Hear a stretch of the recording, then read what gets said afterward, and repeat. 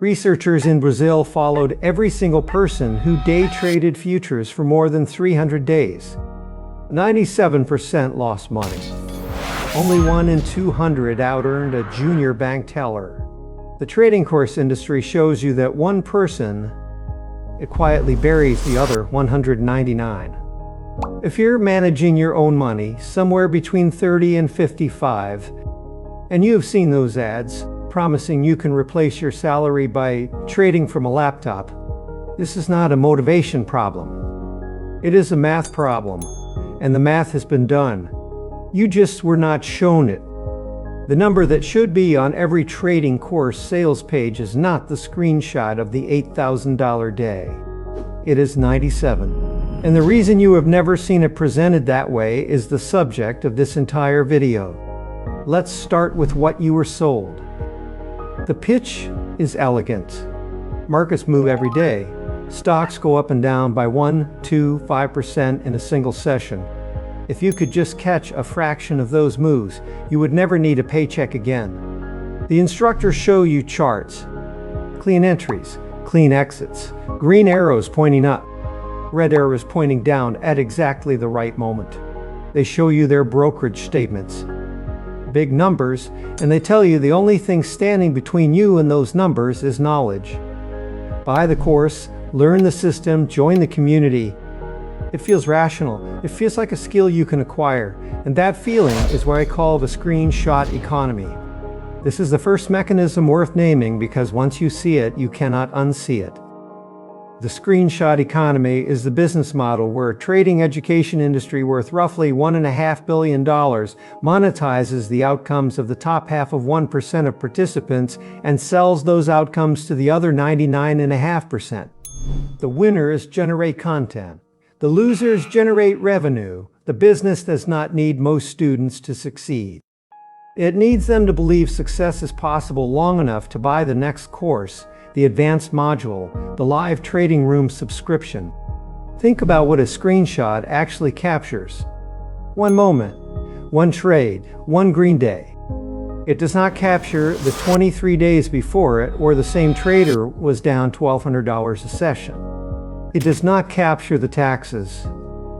It does not capture the months of losses that preceded the one winning week.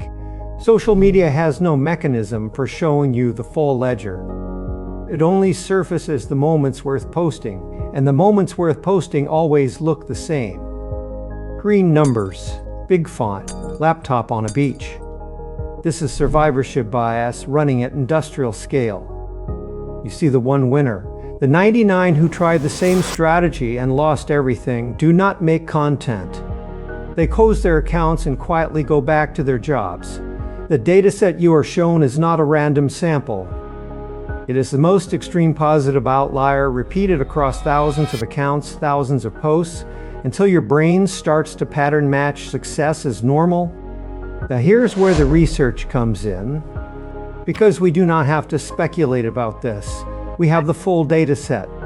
Researchers at the University of Sao Paulo published a study that did something almost no one in the trading world had done before. They did not survey traders. They did not analyze a sample. They tracked every single individual who began day trading Brazilian equity futures between 2013 and 2015. Everyone. And they followed only the people who were serious about it, the ones who persisted for more than 300 days. Not people who tried it twice and quit. People who showed up for nearly a full year or more, day after day, putting real capital at risk. Brazil's futures market is the third largest in the world by volume. This is not a thin, obscure market. This is a deep, liquid, sophisticated exchange. The kind of market where, if skill could prevail, it would prevail here. The results landed like this. The bar just grew. 97% of those persistent traders lost money. The bar grew again. Only 1.1% earned more than the Brazilian minimum wage. The bar grew again. Only 0.5%, one person in 200, earned more than the starting salary of a bank teller. And the top individual earner in the entire study made $310 a day on average. with a daily standard deviation of $2,560. Meaning, on a typical day, the best trader in the dataset could have made $310 or lost $2,250. That is not a living. That is a lottery ticket with better branding. Then the researchers looked for something specific. They wanted to know if traders got better over time. If the ones who stuck around learned from their mistakes, developed an edge, improved their results as they accumulated experience. This is the part the course industry absolutely depends on being true. Because if practice does not make you better, the entire premise collapses. They found no evidence of learning. None. The traders who had been at it the longest were not outperforming the traders who had just started. The proportion of successful traders did not increase with experience. If anything, the data suggested the opposite. The people still trading after years were not the ones who had figured it out. They were the ones who had not yet accepted that they were not going to. This is not an isolated finding. Researchers at UC Davis and Berkeley studied Taiwan's stock market over 14 years using complete transaction data. Every trade, every participant. Less than 1% of day traders earn positive abnormal returns consistently after fees. And aggregate individual investor losses in that study exceeded 2% of Taiwan's entire gross domestic product. Not 2% of investor assets, 2% of GDP. Every year. Transferred from retail accounts to institutional counterparties. Now here is what you're actually competing against when you open a day trading position. High-frequency trading firms execute orders in microseconds. Not milliseconds, microseconds. They co-locate their servers physically inside exchange data centers, so their signal travels less distance than yours. They have dedicated fiber optic connections running at 300 to 800 nanoseconds of latency. The average holding time for a high-frequency trading position is 22 seconds. By the time you see a price move on your screen and decide to act, an algorithm has already entered and exited the same trade thousands of times. You're not competing with other retail traders for these short-term price inefficiencies. You're competing with machines that were purpose-built to extract exactly the kind of fractional edge you are trying to capture. If you appreciate data-first breakdowns that give you the math behind the headline, the Paycheck Lab publishes one of these every week. Hit subscribe, it is free, and the sources always come with the numbers. This brings us to the second mechanism. The one even traders who know about survivorship bias tend to overlook. I call it the fee stack. The fee stack is the three layers of cost that sit between your gross trading profit and your actual net return. The industry never presents them together, but together they are the reason the math is so hard. Layer 1 is transaction cost. Every round trip, every buy and sell has a spread. The bid-ask spread is the difference between what buyers pay and what sellers receive. On major stocks with tight spreads, it might be a penny or two. But a day trader making dozens of trades a day accumulates that friction on every single one. Commission-free platforms did not eliminate this cost. They moved it. They earn through payment for order flow, routing your order to a market maker who profits from the same spread. Zero commission does not mean zero cost. Layer 2 is taxes. Every profitable day trade is a short-term capital gain. The IRS taxes short-term gains as ordinary income. If your household earns between $80,000 and $200,000, you are in the 22 to 24% federal bracket before state taxes. In most states, add another 4 to 7%. Someone in California hits a combined rate near 35% on every winning trade. Compare that to an index fund held for more than a year. Long-term capital gains tax for most Americans in that income range is 15%. The day trader who makes $10,000 gross might net $6,500 after taxes. The index investor who makes $10,000 in gains pays nothing until they sell and pays 15% when they do. Layer 3 is opportunity cost. This one has no line item anywhere. It simply does not show up. But it is the most expensive layer of the three. Let me show you what it looks like as a shape.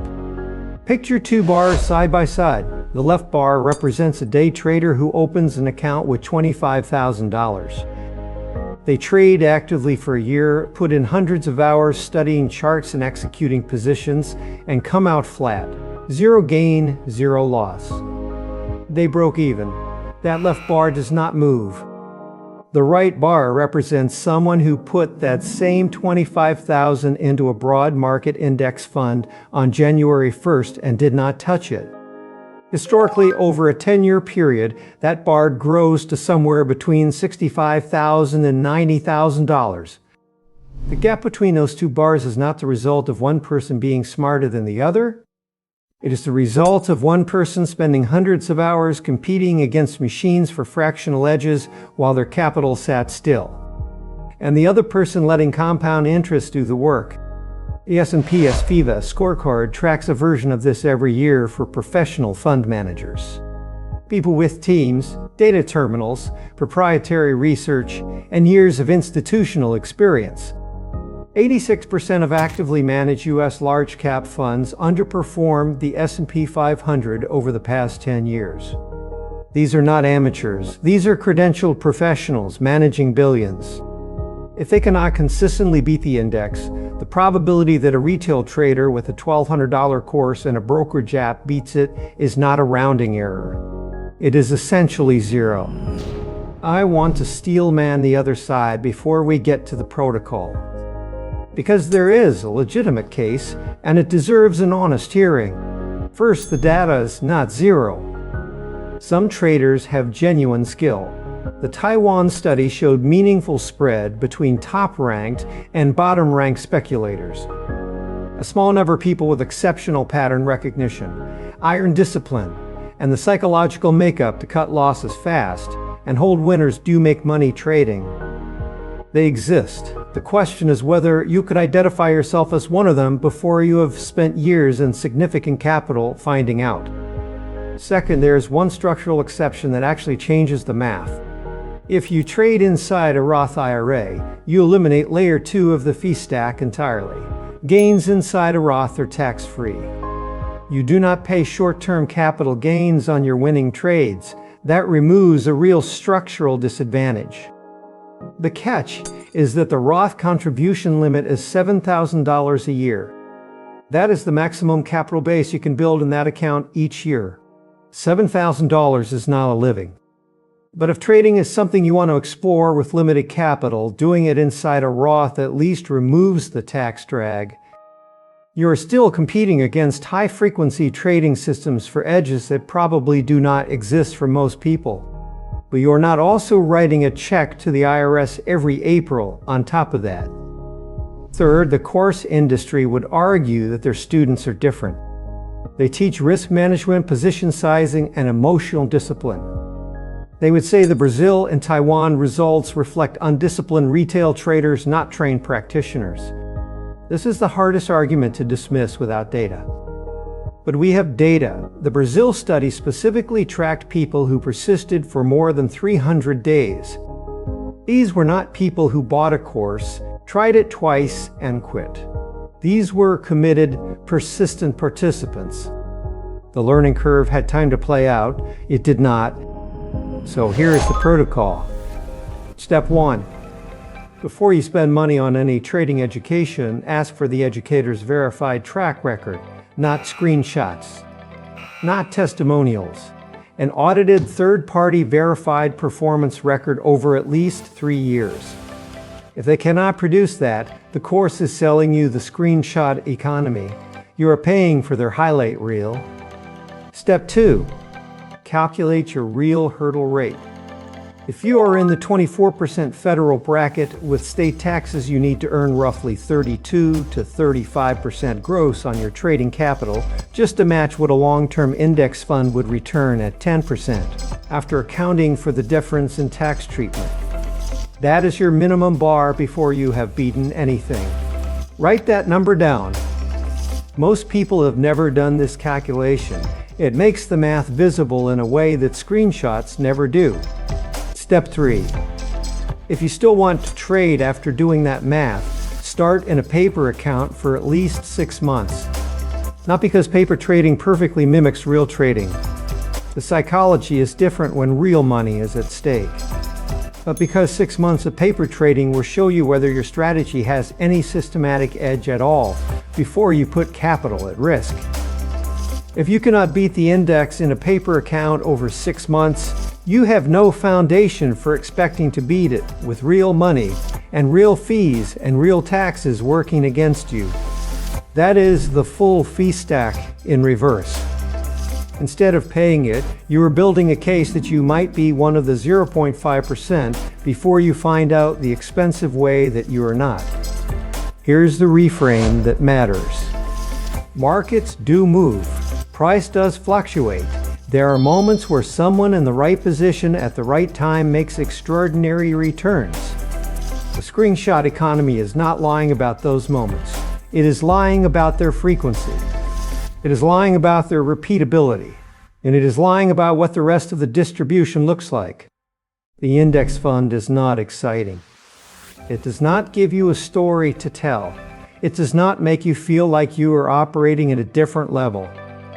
But what it gives you is the aggregate return of an entire economy compounding over decades, with no high-frequency trading counterparty on the other side of your trade, with long-term tax treatment, and with 0 hours of screen time required. 1 in 200 people who persist at day trading for a year out-earns a bank teller. The other 199 do not get a video. They get a depleted account and the quiet knowledge that the time they spent watching charts could have been spent on anything else. Your attention is the most valuable asset in this equation. The course industry profits when you spend it on charts. The compounding clock profits when you spend it on living your life. If this framing landed for you and you are in that 30 to 55 window managing your own money, hit subscribe. This is the Paycheck Lab. One data first breakdown every week, no hype. Drop a comment below with the number you think you would need to see in a verified track record before you would trust a trading educator's strategy. Not a screenshot, an audited number. I read every comment because I want to know what the actual bar is for people who take this seriously. I am Caspian.